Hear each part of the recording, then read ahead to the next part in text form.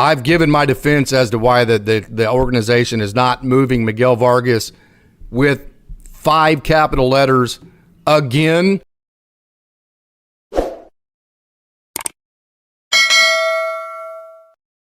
He's just now starting to get comfortable. He's just now gaining some confidence. He's just now feeling like, okay, well, I'm good enough to be a major leaguer. The last thing you want to do is throw another curveball at this guy. It's very, very complicated. He went from first to third to second, back to third to left field, back to third last year, back to left field. So I am 100% now. If the organization came out tomorrow and said, hey, we're going to move Miguel Vargas back until Max Muncy comes back, he's going to be our everyday third baseman until that happens, I'm going to rejoice and celebrate, and I'm going to back the organization 1,000% on that.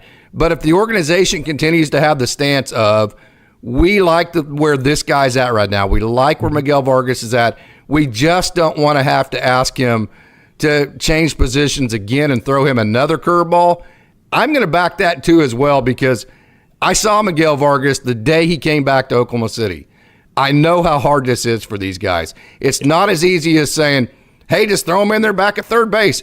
Again, to take all your ground balls and all your infield work, and then also all your outfield work, and then also be a guy like Miguel Vargas that's already a borderline guy in terms of confidence. It's just way harder than it seems, in my opinion. Yeah, you want to put Miguel Vargas in the best possible situation to succeed. He's been great during his time with the Dodgers. I think that is a testament to why we're talking about Miguel Vargas and why there's suggestions. Why not put him back at third base? He's been there before in his minor league career.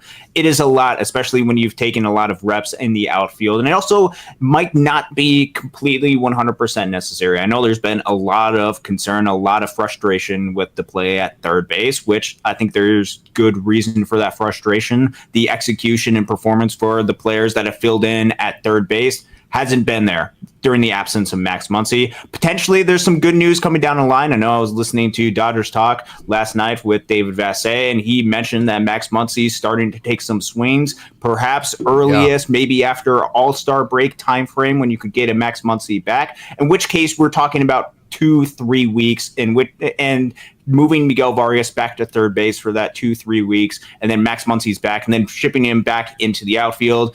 I just don't know if that's going to be the best thing for him. Yeah. Now, maybe Max Muncy's going to be out a little bit longer. Then you could have a little bit of a different conversation. And I think we're all trying to figure out different ways to get Miguel Vargas into the lineup more because he's executing really well.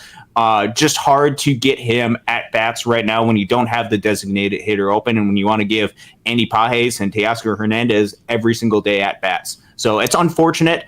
But I think this is the situation where the Dodgers are in. Give credit to Miguel Vargas because every single time that he's gone out there, for the most part, he's putting out and performing. So that's creating this conversation. It's creating a good problem for the Dodgers. And I understand why Dodgers fans would think that, man. Get Miguel Vargas, get his bat in the lineup every day. I don't care where it's at.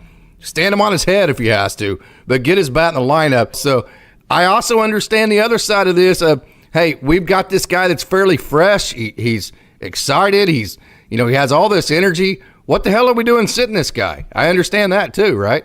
Yeah, no, I totally get that too. So the Dodgers are going to have to be creative. They're going to have to find a way to continue to get him at bats. They seem to like Jason Hayward, who's going up pretty much exclusively against right-handed pitchers, and in order to pair that, they're mixing in Miguel Vargas pretty much against left-handed pitchers.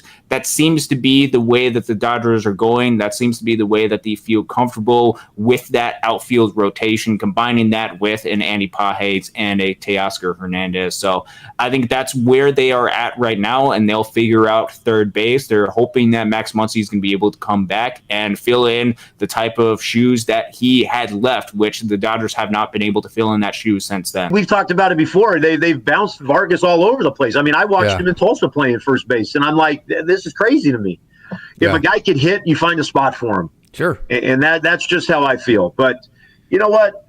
Who am I to try go against what the Dodgers are doing? I just like seeing the young guys play. I'm not one of those guys. If they come up, I'll give them every chance to hit. And it's like I'm not – we can always talk about wanting Outman to come back, and it's like I would love to see Outman back up Pages, later innings as that guy's a defensive replacement. Yeah, I don't know. I just like seeing the young guys get at bats. But you said all the right things about Vargas. I didn't want to say all that stuff.